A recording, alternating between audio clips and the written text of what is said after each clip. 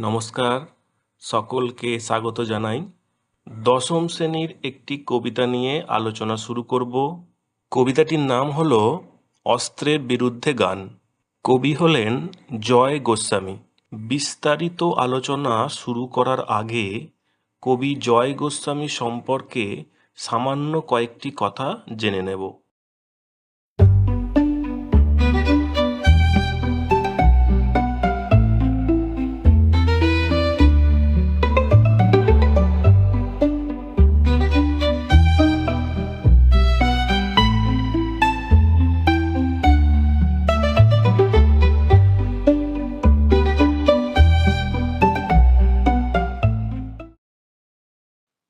কবিতাটি নিয়ে আলোচনা শুরু করার আগে কবিতাটার মূল ভাবনাটাকে একটু বুঝে নেওয়ার চেষ্টা করব। মানুষের প্রথম অস্ত্র ছিল গাছের ডাল, তারপর এলো পাথর, তারপর ধাতু। আদিম যুগে মানুষ অস্ত্রের ব্যবহার করেছে আত্মরক্ষা ও খাদ্য জোগাড়ের জন্য।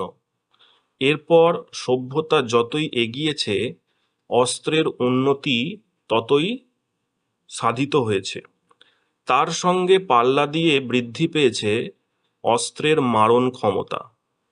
অস্ত্রকে ব্যবহার করা হতে শুরু করে রাজ্য ও ক্ষমতা দখলের উদ্দেশ্যে। অস্ত্রের আস্ফলন দেখিয়ে শক্তির পরিচয় দেওয়া হয়। যুদ্ধে মারণাস্ত্রের ব্যবহার কতটা ভয়ানক হতে পারে তার জ্বলন্ত প্রমাণ আমরা পেয়েছি হিরোশিমা ও নাগাসাকির ঘটনা থেকে। তবুও অস্ত্র নির্মাণের প্রতিযোগিতা থেমে থাকেনি, তা বরং আরও বৃদ্ধি পেয়েছে। ফলে আমরা আজ অশান্তি ও নিরাপত্তাহীনতায় ভুগছি। কবি এই পরিস্থিতির অবসান চান, তাই তিনি অস্ত্রের বিরুদ্ধে গান ধরেছেন। শুরু করছি মূল কবিতাটি। অস্ত্র ফেলো, অস্ত্র রাখো পায়ে। কবিতার শুরুতেই অস্ত্র ত্যাগ করার আহ্বান জানাচ্ছেন কবি। কাদেরকে এই আহ্বান জানাচ্ছেন কবি? সমগ্র পাঠক সমাজকে, বা বলা ভালো সেই সব মানুষদের যারা কোনো সমস্যা বা চাওয়া পাওয়াকে মেটানোর জন্য হিংসাত্মক পথকে বেছে নেয়। আমি এখন হাজার হাতে পায়ে। এখানে আমি হলেন কবি স্বয়ং। তিনি শুভবুদ্ধি সম্পন্ন মানুষদের প্রতিনিধিত্ব করছেন। তিনি ওই মানুষগুলির হয়ে কথা বলছেন। হাজার হাতে পায়ে। আচ্ছা, কারো কি হাজারটা হাত পা হতে পারে? অবশ্যই না। তাহলে কবি কি বোঝাতে চাইছেন? কবি একা মানে দুটি হাত দুটি পা। কিন্তু কবির এই মানবিক ডাকে সাড়া দিয়ে অসংখ্য মানুষ যখন অস্ত্র প্রয়োগের বিরোধিতায় কবির হাতে হাত মেলাবে, তখন সংখ্যাটা হাজারকেও ছাপিয়ে যাবে। হাজার তো এখানে একটা সংখ্যা মাত্র। এগিয়ে আসি, উঠে দাঁড়াই। এগিয়ে আসি বলতে হলো কবি যে কর্মভার গ্রহণ করেছেন তা পালন করতে উদ্যত হওয়া। উঠে দাঁড়ানোর অর্থ হলো শান্তি স্থাপনের প্রচেষ্টায় অনেক বাধা বিঘ্ন হয়তো আসবে, তিনি সাময়িকভাবে হয়তো ব্যর্থও হবেন, কিন্তু আবার নতুন উদ্যম নিয়ে উঠেও দাঁড়াবেন। হাত নাড়িয়ে বুলেট তাড়াই।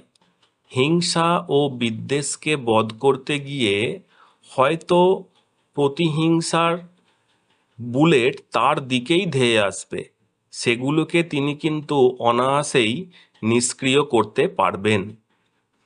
গানের বর্ম আজ পড়েছি গায়ে।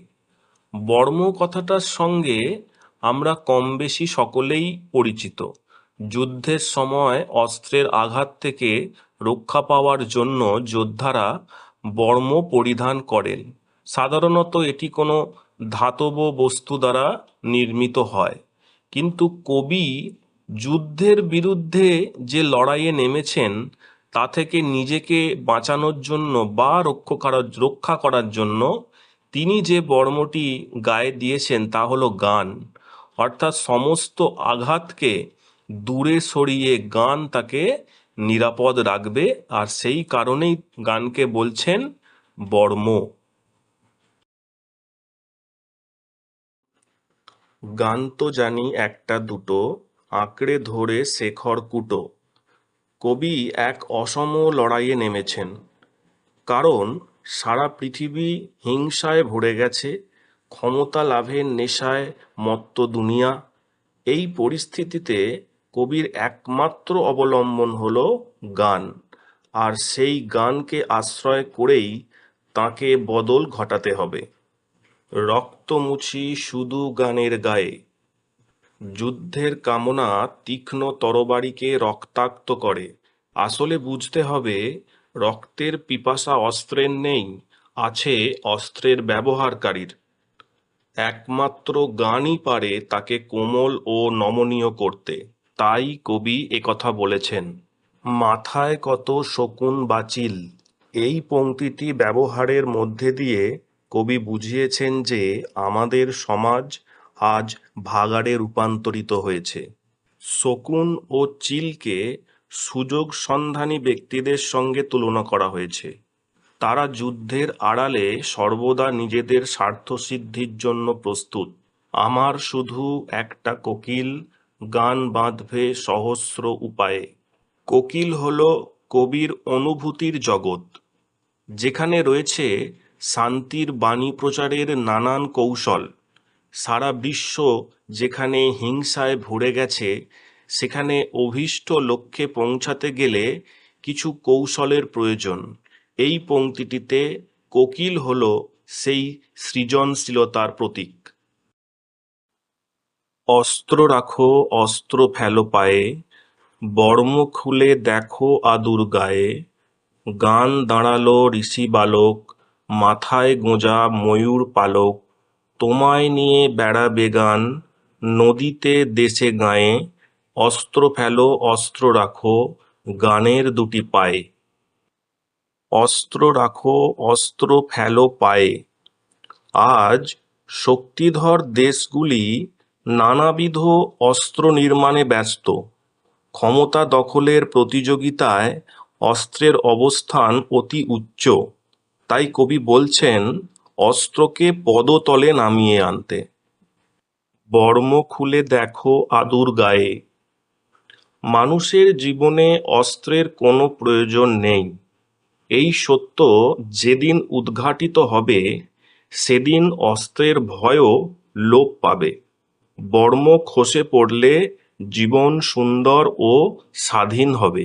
গান দাঁড়ালো ঋষি বালক, মাথায় গোঁজা ময়ূর পালক। গানকে কবি ঋষি বালকের সঙ্গে তুলনা করেছেন। ঋষি বালক হলো এক নিষ্পাপ মানব শিশু। তার মাথায় ময়ূর পালক গোঁজা থাকায় বালক শ্রীকৃষ্ণের ছবি ফুটে উঠেছে, যিনি আবার প্রেমের প্রতীক। সব মিলিয়ে ঋষি বালক হয়ে উঠেছে শান্তির দূত। তোমায় নিয়ে বেড়াবে গান, নদীতে দেশে গায়ে। গানের বিস্তৃতি কতখানি তা কবি এই পংক্তিতে বুঝিয়েছেন। গানকে আশ্রয় করে শান্তিকামী মানুষ দূর দূরান্তে ছড়িয়ে দিতে পারবে শুভ চেতনাকে। অস্ত্র ফেলো, অস্ত্র রাখো, গানের দুটি পায়ে। আবার কবি আর্জি জানাচ্ছেন অস্ত্র পরিত্যাগ করার জন্য। হিংসা বন্ধ করে গানের কাছে আত্মসমর্পণ করতে বলছেন কবি। কবিতার শুরু থেকে শেষ অবধি কবির এই একটি আবেদন রয়েছে পাঠক সমাজের কাছে। তো এই পর্যন্তই ছিল কবিতাটি। আশা করি তোমাদের বুঝতে একটু হলেও সুবিধা হবে। নমস্কার।